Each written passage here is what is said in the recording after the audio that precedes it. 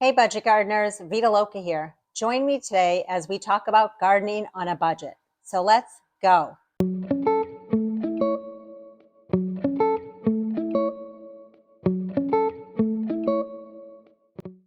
If you've been following my channel for any length of time, you know that based on the name of my channel, as well as most of the videos that I make for you, they a lot of times have to do with how to save money or how to stretch the dollar when it comes to working in your garden. During this format of garden vlogs, oftentimes I'll pick a topic that I'm talking about while I'm potting up plants.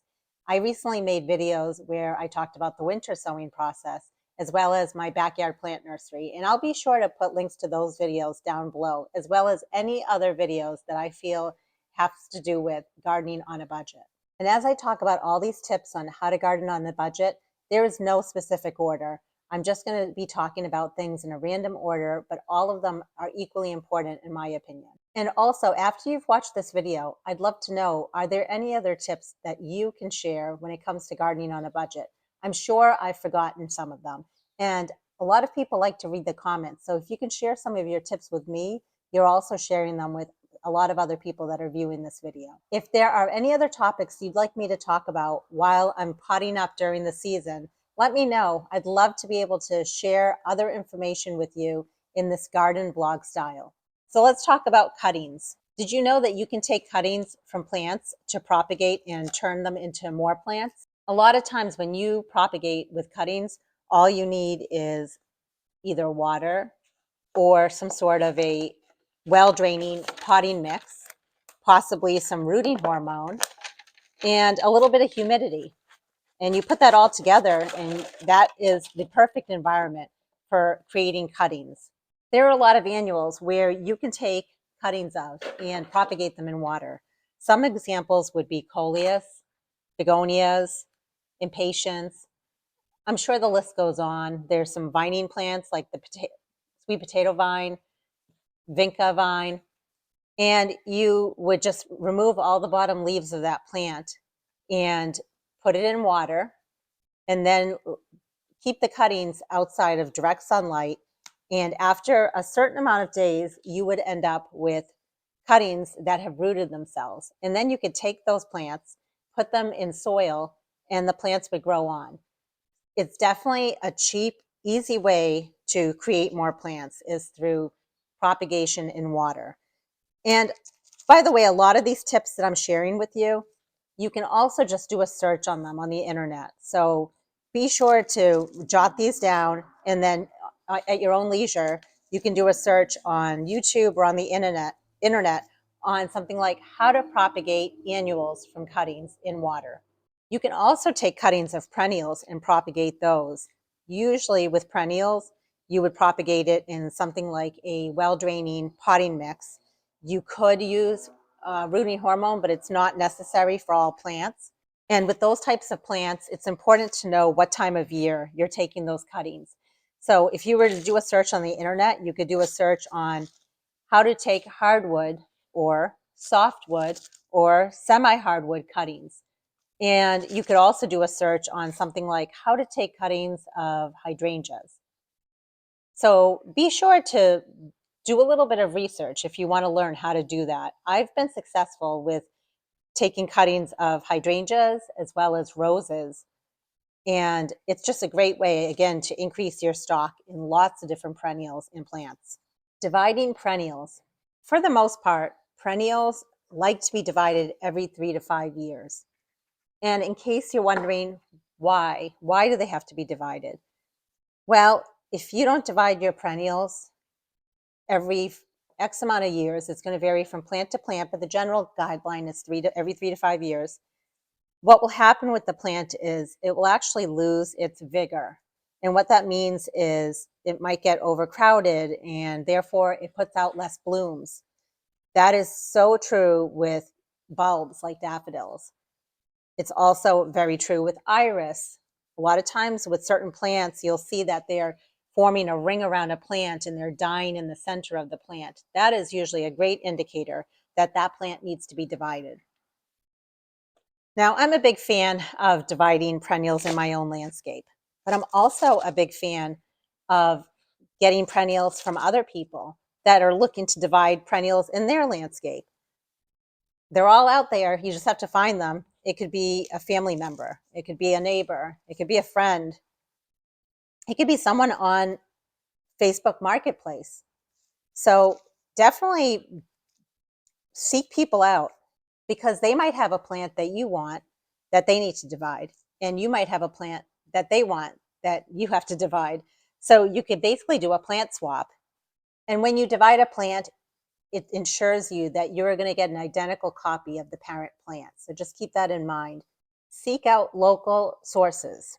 Now, this topic is very broad, so I'm going to cover a whole bunch of things, but I'm putting it under the main topic of go local or seek out local sources because a lot of what I'm going to talk about now has to do with basically going to your local community to get free something. So the first one I want to talk about is garden clubs. A lot of times areas in your community have what are called garden clubs. And the garden clubs are just a bunch of people that get together every so often.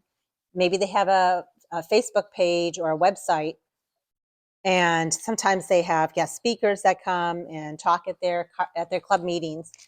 But many times they also have plant sales, typically in the springtime, and it's a fundraiser generally for the club. And oftentimes those club members are just looking to thin out plants in their landscape. And so you can really find some interesting, neat, different plants. And also you can meet some nice people at these garden club plant sales. You'll often find the plant sale dates listed on Facebook Marketplace or community newspaper. So be on the lookout for those. They can be held any time of the year, but I've generally seen them held in the spring months. Seed swaps. A lot of times people will have, again, a Facebook page or a group where they're doing a seed swap. And that's a great place for you to offload your seeds if you have a lot of seeds, but then also to get a good collection of seeds from someone else. Your local public library. Some libraries have a collection of seeds that they've gotten from residents or wherever, and you can get them for free, or maybe you have to pay something, very nominal.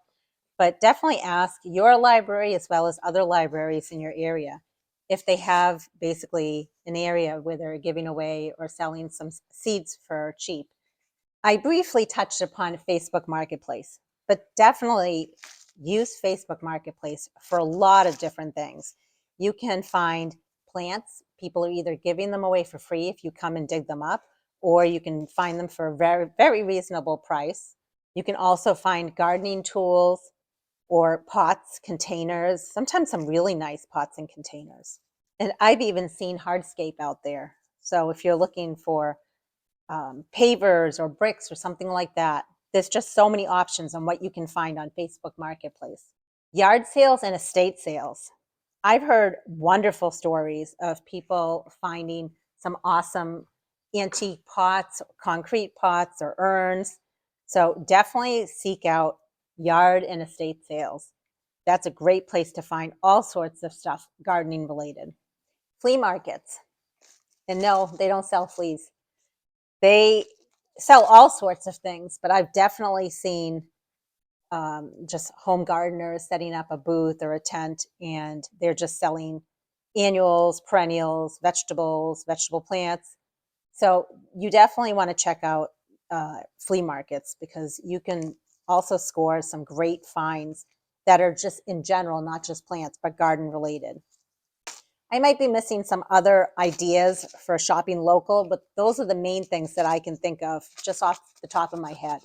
So another big way that I save money when it comes to gardening is growing a lot of my flowers, vegetables, herbs from seed. When you buy a packet of seeds, often that packet of seeds has a lot of seeds in it. And if you do the math, it's so much cheaper to grow that way than to buy the plants in a store. Even if only a fraction of those seeds survived or germinated, you're still most likely going to make out in the end. So growing from seed is definitely a great way to save money. Plus, you have a lot more control over what you're growing. You can find some really unique, some really different plants that you might not be able to find locally in a store or even online on Marketplace. Now, there are a lot of different ways that you can grow plants from seed. One way is winter sowing, and I recently made a video talking about the whole process of why I winter sow. And again, I'll put any related videos down in the description below. In fact, all of these seedlings that you see me working on right now came out of milk jugs that were winter sown this past winter. But winter sowing is a great way to start all sorts of plants from seed. And it really requires very minimal effort, very minimal money. You don't need any special equipment indoors to start your plants from seed that way. So definitely look into winter sowing. I highly recommend it. Grow lights. At least here where I live, it can be a very long winter. So I do enjoy not only doing the winter sowing method, but I also like growing plants indoors under grow lights. Now, I say the word grow lights, but what I actually mean is I use LED shop lights, and those are a lot cheaper than lights that you're going to buy that actually say grow lights on them. And I've had a lot of success with those. Be on the lookout. There's videos out there, including one that I have linked below on how to make your own grow light system. But it's so worth it. And it doesn't have to be in a very elaborate grow light system. It could just be one strip of an LED shop light, and you could fit so many plants just under that one strip. And let's say you want to start plants from seed, but you don't want to deal with grow lights and you don't want to deal with the winter sowing process. Well, there's nothing easier than just taking a packet of seeds and spreading them outside. You might still have to do a little bit of work. For example, water those seeds. You don't want them to dry out. Maybe you need to pull out weeds from around them. But just direct sowing seeds in the ground is a very, very simple, easy way if you want to grow seeds. Now, you can't do that, especially here where I live. You can't do that with every single plant. For example, I could not do that with eggplant or peppers. Our growing season is just too short. But something like cosmos or zinnia or marigolds, the list is extensive. You could definitely do it with a ton of annuals. And then with perennials, if I wanted to have just a certain area of my yard where I scatter some perennial seeds, the next spring, those seeds will germinate wherever I scattered them. So you can definitely direct sow seeds outdoors if you wanted to do that. So other than just going out and buying your own seeds that you want to start for different plants, and even cheaper ways to collect your own seeds. And I love doing that. I think a lot of you know that based on my videos. And you can collect the seeds of annuals, perennials, herbs, and vegetables. I mostly have shown videos on how to collect the seeds of annuals as well as perennials. But in the future, my goal is to make more videos on how to collect the seeds on things like vegetable plants as well. Collecting your own seeds is not only budget friendly and cheap, but I think it's also fun. It's like the hunt on trying to collect as many seeds as you can. And two big tips I have on collecting your own seeds is always make sure they're fully dry before you store them, and then put the year that you collected the seeds as well as the name of the plant on the container or the bag that you put your seeds in. Now, I love collecting seeds from my own yard, but I only have so many plants. So I also like to collect seeds from anyone else that I know that has plants. If I'm visiting and their plants have gone to seed or will be going to seed shortly, I definitely will ask if I can collect the seeds or ask them if they can save the seeds from me. You can also collect the seeds from local gardens. As long as you get permission or as long as you know it's okay, sometimes there might be a really beautiful container pot in the center of town. You can always look there. The way I look at it is you're helping the plant by deadheading it. In fact, in my car in the late summer into the fall months, I have a box of Ziploc bags as well as a Sharpie. And so whenever I see seeds anywhere, I'll collect them, put them in the bag, and then when I bring them home, I'll lay them out so they can dry for a week. You don't want to leave them in the bag right after you've collected them. Just make sure you let them dry. But always be on the lookout for seeds because they're out there for the picking. Shop the sales in the clearance racks. Who doesn't love a good sale? I know I do. And many times, starting around the middle of July, all the way up until the winter months, you're going to find all sorts of garden related items get marked down. And oftentimes, places will mark them down starting at a certain percentage. And then that percentage will keep increasing as the season goes on. But you don't always want to wait until you think that you're going to get the best possible price, because eventually that item might get sold out. So that's happened to me before, where I'm waiting for something to price drop even more, and then all of a sudden there's no more of that item. So be on the lookout for sales with anything gardening related, not just plants. It could be seeds, it could be pots, it could be really anything that has to do with the garden. I've even seen potting soil will get marked down oftentimes, even fertilizers. Another way that you can save money in the garden is by doing it yourself. DIY garden projects, I think, are so satisfying. Typically, they're fairly easy. They usually will cost a lot less than had you tried to buy that same item full price somewhere else. One thing that I like to make myself is my seed starting mix as well as my potting mix. I use a lot of seed starting mix each year, and I also use a lot of potting mix. So I stopped buying all of that.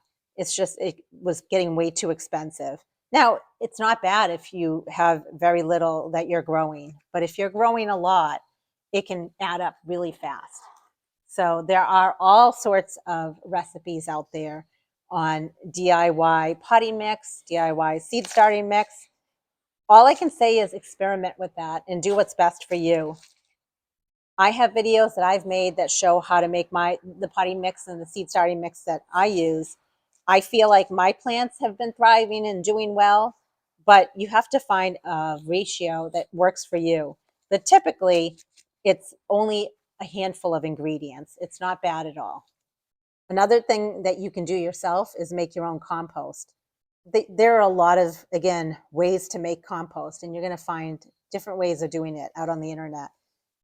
Same suggestion there. Just do what works for you.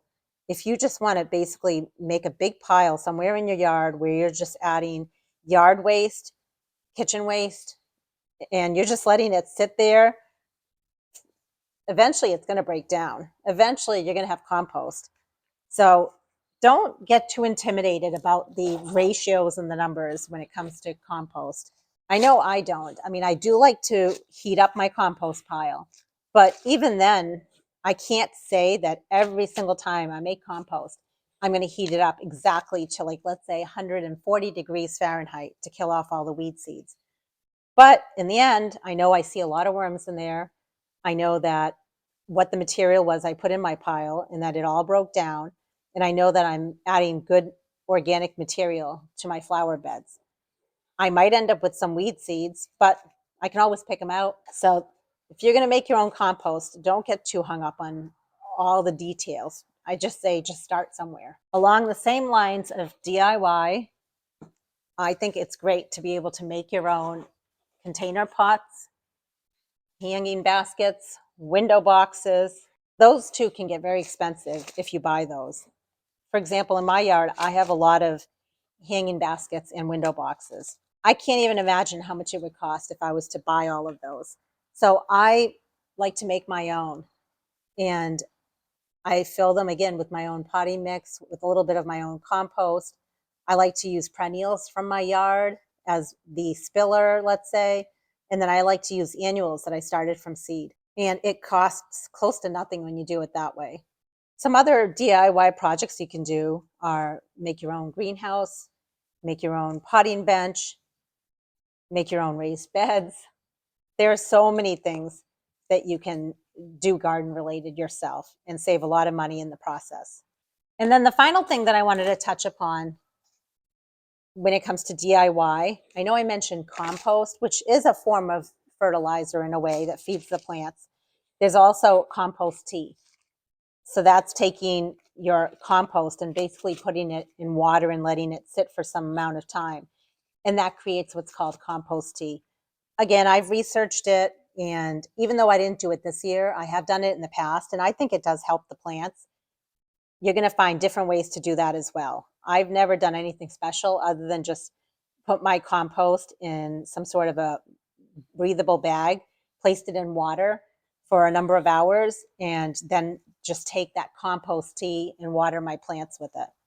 The final thing I wanted to talk about in terms of how I save money in the garden would be to repurpose and reuse existing items that I already have.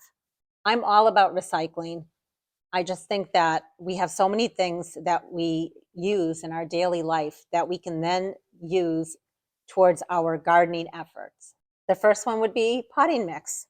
So I know I already talked about DIY potting mix, but also from season to season, I don't like to just throw out the potting mix at the end of the season. I used to. I think a lot of us used to do that, and maybe some of us still do.